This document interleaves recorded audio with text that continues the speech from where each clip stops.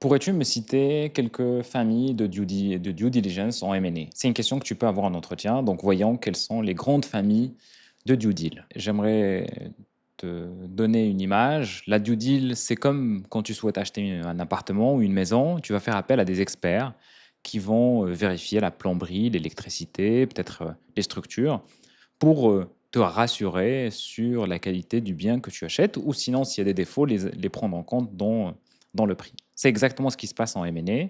On retrouve la plus connue, la due deal financière. Donc, c'est un audit des comptes historiques, retraitement de l'EBITDA, du working cap, etc. Due deal commercial, souvent faite par les cabinets de conseil en strat, qui va étudier le marché, étudier les perspectives économiques, etc. Due deal fiscal, très importante, c'est elle vérifie la conformité fiscale de l'entreprise, vérifie s'il y a aussi un passif due deal RH, qui va auditer les contrats, s'assurer qu'il n'y a pas de, en tout cas, s'il n'y a pas de contentieux ou si on a estimé l'impact de ces derniers sur l'entreprise.